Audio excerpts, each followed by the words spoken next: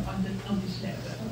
And then pangalawa, para din makita natin na hindi yung pagtugon sa mission and being with the Lord in His mission has been there from the beginning. And the third one is to help us as we look back, makita natin saan pa tayo dinadala. And then naman every year, kaya makikita ninyo, marami kaming slides na hindi na dadaanan, makikita lang ninyo na basically pare-pero pala naman yung team, no? Kaya na naiiba yung direksyon every 3 years to 4 years, kami binibigyan ng focus. Alright, but there will be 3 major events na magkukwento kami kasi yun ang mas detalye at yun talaga doon nagsimula talaga kung saan ang tawag sa atin. And that's the 1967, 1970, 1982, yung D1 and Precious. 1970 is the Zamboanga Stand. 1967, kung kailan dumating yung unang general principles, yung GT. At yung pang-apat is 1997, yung nagkaroon na ng Formation Institute. No? You have to first 71. Pero ng correction kasi siya yung nandun. So, 1971 ang nasa Zamboanga was Sonia and Alele. Hindi ko ba si Alele? Alright. Okay, so, now, ang context, iba yung context ni Ronnie when she put this down. So, lalagyan ko ng ibang focus para matulogma sa nangyayari sa akin dito sa NCMP. So, again, that's spontaneous where the Lord is directing us. No? So, medyo may change. That's why, dadaanan lang natin yung ibang slides because hers was really very historical ang presentation. Okay. So, maybe I'm a product of the Sodality of Our Lady. No? Yung mga before, yung mga baby boomers, nung kami estudyante pa, before 1967, we all, lalo na yung mga estudyante, and mostly in the girls' school, and Ateneo included, Lasal included, Sodality of Our Lady kami originally. No? So malakas ang devotion to the Blessed Virgin. No? Basically. But in 1967, after Father Danco, Father Jose Danco, represented the Philippines in one of the, I think, must be equivalent to the World Assembly today. Dala niya yung bagong general principles. Kasi yung aming ginagamit noon, Piscicolari. I put na nimitan sa akin ng translation. No? But the 1967, yun yung original general principles na pinala dito sa Philippines. And he was going around the schools, lalo na yung mga Sodality, para i-renew, bigyan ng bagong direksyon yung mga Marian, parang mga Marian organizations. No? And so that was, yun, 1967, yung Marian Conference, no? Alright. So the new general principles, hindi pa yung ginagamit ninyo, kasi yung ginagamit ninyo is the revised one of 1990 and even beyond. But this was the original. Alright. Pagkatapos niyan, lahat na aming mga seminars, so may mga seminar 1, seminar 2, mga schools, lahat ng mga seminars at mga retreat, nagkaroon ng ibang direksyon. No? Dati we just had any kind of retreat in the school. But dahil kami ay CLC, una napalitan yung pangalan, naging Christian Life Community. Dati Sodality of Our Lady, no? For the others. No? Okay, na naging Christian Life Community, naging ang source of spirituality, Ignatian. Kaya kailangan Ignatian retreat, ang mga retreat ng mga CLC members. No? And that was also a dilemma in the school, so we had to change. Will we join, like sa case ko, will I join my graduating class in Baguio? Or will I just be here in Mother of Life with 12 people? Kasi kami lang yung CLC. No? So, meron na mga ganong discernment na sasama ba kami sa big group? Or meron lang kaming retreat? No? And the choice was, kaming 12 ay nasa Mother of Life at si Father Dango ang aming retreat guide. So it was basically like that. The other one that I want to show you is, ang lalim ng encounter namin sa Panginoon sa mga retreat na yun at seminar. No? Una, it was always getting to know who you are. Sino ang Diyos sa buhay mo. Pero dito, nakilala namin ang Panginoon, si Jesus, no? That Christ became the center of our lives. Na, for a while nga ako, nawala yung devotion ko kay Mary, at talagang ako nakasentro sa Eucharist, no? Talagang nakasimba ako araw-araw, etc. But there was another dimension, yung mga nakapag-retreat na. Yung first week experience on sin. Ang aming retreat noon ay hindi lamang nagpo-focus sa sin and sinfulness sa first week of the exercises. Nakafocus dahil sa personal sin and the sin of God. Meron kami laging social dimension of sin. No? Kaya we were, 10 minutes lang daw tayo. Okay. So yung retreat na yun had a different dimension. Yung parati kami, kung taga Maynila kami, nag-i-immersion kami sa Tondo. During the retreat, aalis kami ng retreat house para lang maglakad sa Tondo. O para maglakad, one time kami naglakad kami sa Ermita. At nag-o-observe lang. No? Then babalik kami sa grupo at mag-share kami kung anong aming naramdaman. That was how our retreats were going on, even our formation. No? Ganun lagi. Meron laging social dimension. And that made a change now. At the same time, may nangyayari sa bayan, especially in the 60-65. And that was the time of Marcos. No? Nandiyan na yung quarter store. So very active na yung mga estudyante. Yan na yung social situation. Kaya yung first General Assembly na nangyari sa Zamboanga, malakas ang social concern sa mga tao. Hindi sila nandun lang for the spiritual growth of the individual. Ang lakas-lakas talaga. Alright. So, ito ang situation noon From 67 to 70. May tension sa politika. Okay, next. There was so much social unrest. No? Maraming mga grupo, maraming protesta, lalo na sa estudyante. And you had many groups ng mga students. No? Then ang daming karahasan at mga pagbobomba. There was always a bomb threat. Talagang may bomba, no? And so forth.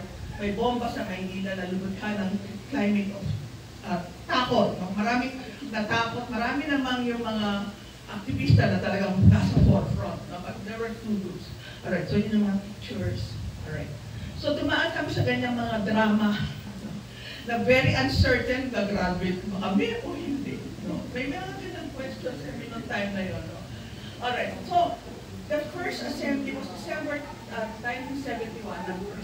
Represented from Manila came Sonia na mga estudyante. Estudyante pa kayo no? Sonia and Aleli were still students when they were there. But I think Ming Espero was already there. Wala ka pa stand, no? No. But then, Ate Rory must have been there, no? Wala pa din kasi sina Ate Rory after that eh. So, puro mga estudyante, sina June Ebol yan, puro then yung mga more professionals working with the farmers, no? Yan ang mga sitwasyon. Pero, ito yung mga ina-appeal din yung mga farmers, no? Bago ang mga estudyante talagang activists for. So,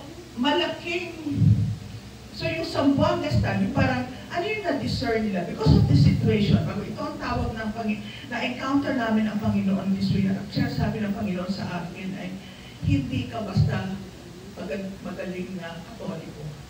Kailangan manindigan ka. And so, the Zamboanga stand was something like that.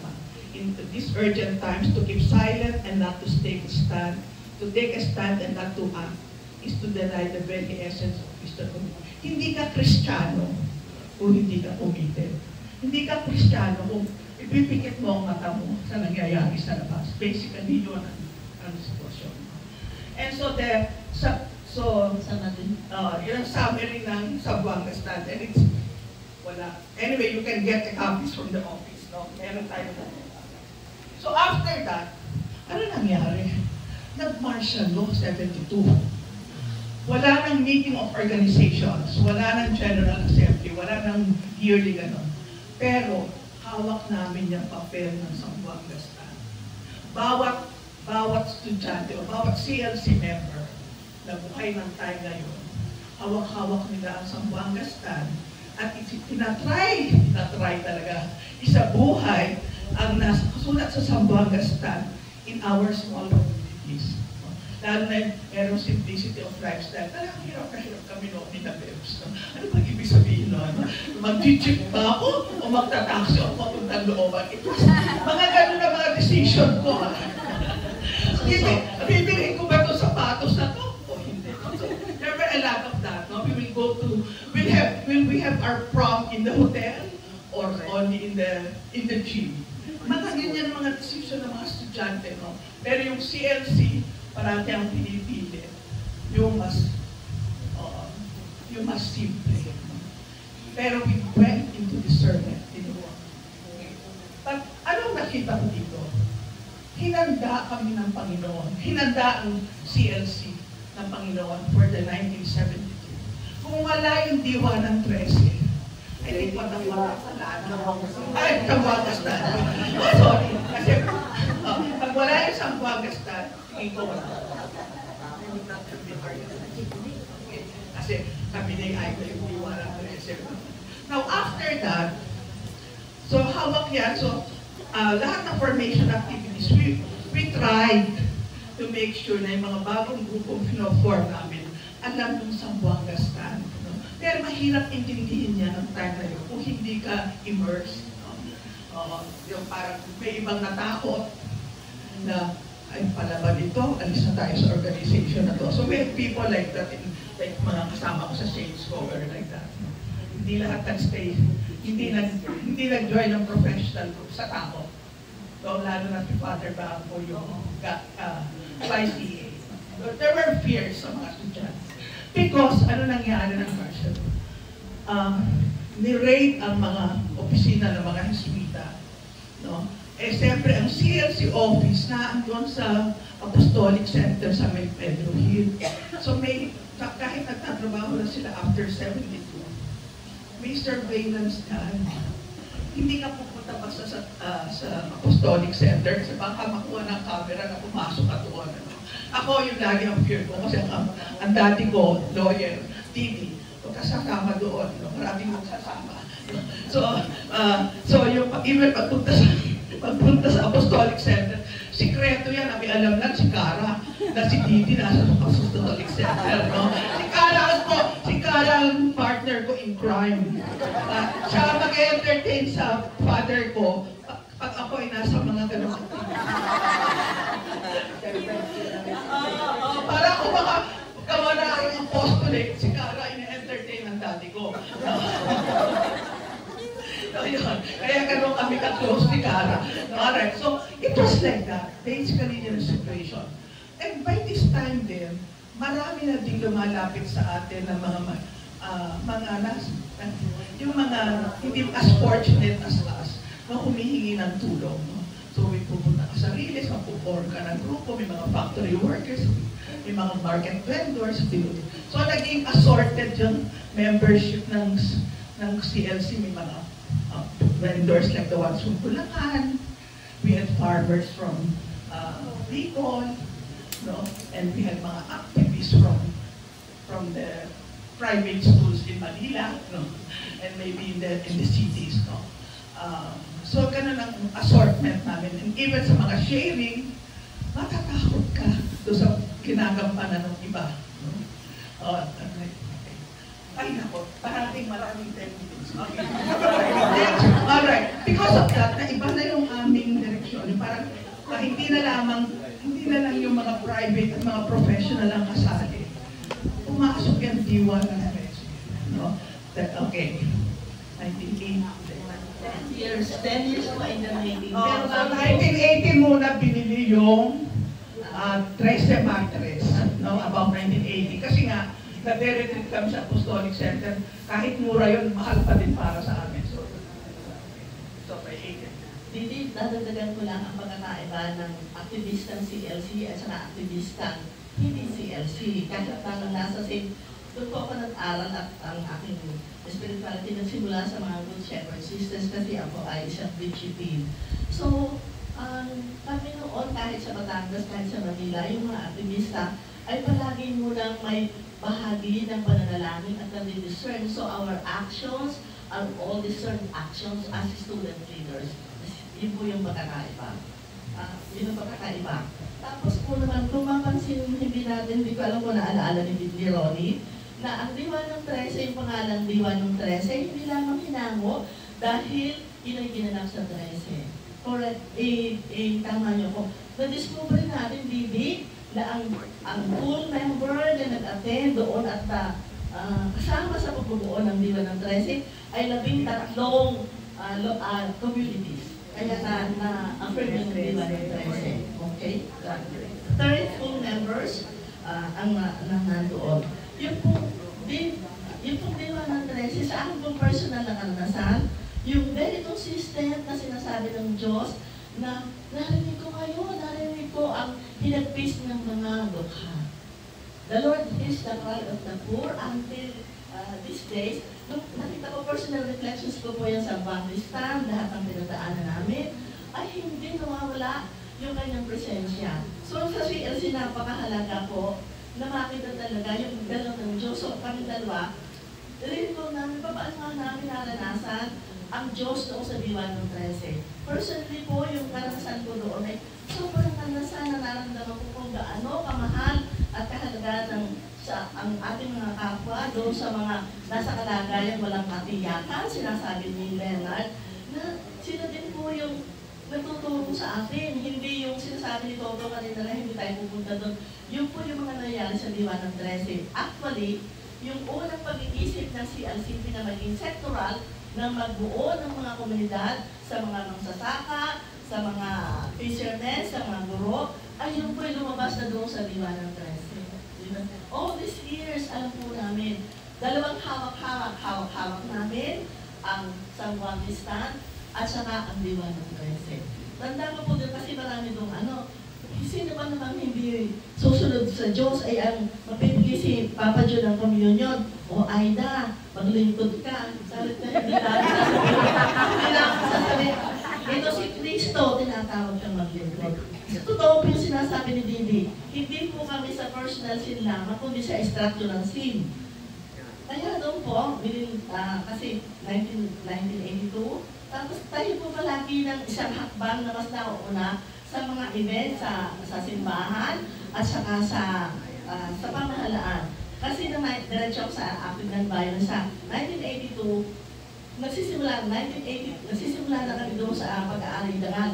At saka po naka-incorporate isa pong dahilan na isa pong kaibigan kaya ayaw mag-CLC. Talaga natatakot kay Father Blanco. Kasi may pressures siyang talaga maglilingkod sa bayan. Yun po yung personal kong pinang bakit hindi ka nag-CLC. Takot siya. Yun po yung nakita namin sa pag-aalay dangal. Kasi bago pa mag-alay dangal, alay dangal sa English was ANV. Tama may dumating na grupo to explain paano kayo magiging active, non-violent. Kasi yung mga student groups were very violent. Kaya na may feel yung mga those in the Christian or mga Catholic grupo. Yung ANV came at this time, no? After Diwa ng 13. At mahal naman ni Papa Joe ang CNC, kaya nauna kami sa seminar. Nauna kami sa seminar, kami ay yung sa first batch ng AMB seminars. Ako, si Adelore, si Miss Pero. Tatlo yata kami nung napupunta doon. Kami ni Peps pagkatapos. Yes. Pinray nila. Si Maribita ng Ateneo. Pero, okay, ililid ko. Yung pag-aral na yan, nandiyan na yung Zamboanga Stand, Diwa ng 13, at ANB, Active Non-Alay Dangal. Alam niyo, nag-end sa revolution. And that is the concrete example of active non-violence. Kasi kitang-kita mo yung mga, we were praying, yung mga gano'n. And then, kahit yung mga pag-hold, we had a change, yung pag-hold ng peace na yung mga makibakais. Ganito. Kami tinuruan ng paganyan. And then yung, parati mong i-acknowledge na, Lord, kahit ako ay may kasalanan dito sa nangyayari. You accept your sinfulness, no? Para mo, bago mo maalis yung mga masasama sa taas, tingnan mo muna yung sarili mo. Basically, that was the ganun sa active non-violence, no? And I think it's still embedded in many of our cultures. Okay. So, Pwede ba isa lang? that's sige. And then we Bago pa ibigay yung prinsipyo ng alay-dangal, sinasabuhay na kasi dahil nga sa banal na pagsasanay, kasi sa prinsipyo ng alay-dangal ay napakahalaga na kilalanin palagi natin ang kahalagahan at dignidad ng tao. Yun ang umuunan doon. Hindi ka pwedeng mag-alay-dangal kung hindi mo tinatanggap at pinapakita na ito ay mahalaga. Yung kahalagahan, connected sa bawat isa mahalaga. So, dahil dyan, mayroong mga changes na nangyari sa CLC, even in our national assemblies, kumisan yung organizational staff, pinaka. Kasi, ang mga formation namin, activities, were basically like this. And even our assemblies were basically para nagre-retreat. So, by the about 1994, pumasok na yung, ang CLC ay movement, hindi lang movement, meron din yung organization. So, pumasok na yung mga organizational structures natin. Una to sa 78 that from an executive council, and you had representatives from different regions, naging leadership community in 1979. So, parang kung ito ang inyong buhay, kailangan iba din ang inyong struktura. Now, medyo napamunta masyado doon sa spiritual, puro formation. Dumating na yung mga dati namin mga kasama, mga professionals, sila Lani, sila Big Jody, na kailangan may structure. Hindi pwedeng, kasi gusto mo, ganito. Pero ano ang tawag ng Diyos sa atin at this point? We're also an organization. Kaya nagkaroon na ng mission, core values. We went through such seminars na part yun ng aming assembly. We were studying paano pa tayo magiging effective. Kung ito ang ating mission, paano naman ang ating struktura para makatulong, no? Kaya nagkaroon ng 1997, dahil punong-puno kami ng pagmamahal ng Panginoon at gusto namin maibahagi sa iba, and that we call that the Ignatian Fire. Nabuo yung Formation Institute. Ito na Bebs yun. Si Bebs ang volunteer sa Formation Institute. Pero ang Formation Institute, ang unang konsepto, mas-spread ang Ignatian spirituality or Ignatian fire na nararamdaman ng mga CLC sa iba-ibang grupo outside CLC. Hindi lamang sa CLC.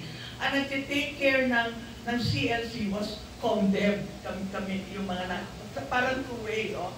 So then lalabas lang yung mga statues, nakapasa kami sa SEC, basta lahat yan inayos ng sa grupo. And maybe it came at that time. Kasi dati puro kami kwentuhan sa assembly, no? Walang business part. Yung pagkatapos sa tatay mo kung walang pera. Walang mga ganyan pinag-uusapan sa... Wala pa mga typing ng time na yun. Para bahala ka na kung magbibigay ka o hindi. So it was Father Ben sending at Tirori saan kukuha ng pera para sa seminar. Alright. So yung Formation Institute, at nagkaroon ng mga different programs for the Formation Institute para patibayin ang ating faith experience na makikita na lumalabas. Yung faith experience mo is not personal, but nakalabas. You're always in mission. So formation is for mission. No? At from individual ng discernment, naging communal. Kaya ang National Assembly ay dapat communal discernment. Saan natin dadalhin ang ating mga kasamahan. No? Hindi lamang para sa sarili ko to, pero ang experiences nating lahat ang nakakatulong para mag-set ng direksyon. No? So, puro ganyan. No? And then ang nakita ko talaga, kung paano tayo inihanda ng Panginoon Diyos. No? He was always preparing us for major events, either in the history of the country and the history of the church. Kasi natutunan natin ang spiritual conversation. Siya ang ginamit na format sa synod. Kaya sabi ko, wow, CLC ang synod. Ano? So hindi siya malayo sa atin. Ano? Parang we're one with the church. Yun yung contribution. The other one is yung yung talagang tiwala namin sa Diyos. Hindi talagang naalis. Kung yung kay Toto, yun yung parang bahala na, harap sabihin at Rory, hindi kailangan meron maraming information. Libre ka ba? O, saan tayo kumuharap ka? Bahala na ang Diyos. Dadating na dyan, meron na mga mag-donate. And CLC has been like that. Kahit ngayon, Teresa, may kailangan ng additional banyo, o bahala, paplano nila ka, bahala na ang Diyos. But because of our experience of, yung parang sa akin, it is the Lord. Nakita ko ang Panginoon. Sasabay ako sa Panginoon. Tinatawag ako ng Panginoon. Sasagot kami. And we were always answering the Lord through the years. At ngayon, yun ang ating titignan as we try to quiet ourselves in the coming hours. Saan pa tayo talaga dinadala ng Panginoon? But it's always good to look at our history of grace. No? Pag nakita ninyo, ang ganda-ganda ng ginawa ni Ronnie, no? Detalye, at talagang very good formation material. Kaya nagtanong sa akin ng day 1, yung kinukwento ninyo, Ate Didi, we were talking about it informally sa guys training. Nakasulat pa yan. Now I can say, nakasulat siya ang naka-PowerPoint. Yung kwento namin, naka-PowerPoint. So at least merong material and mahala na ang opisina how it will be disseminated and so forth. And it is always a joy. When sometimes there's a fear after we have written it, but yung trust and joy that the Lord has never forsaken us. That has been proven in my personal life. It has been proven in the CLC life. So, thank you.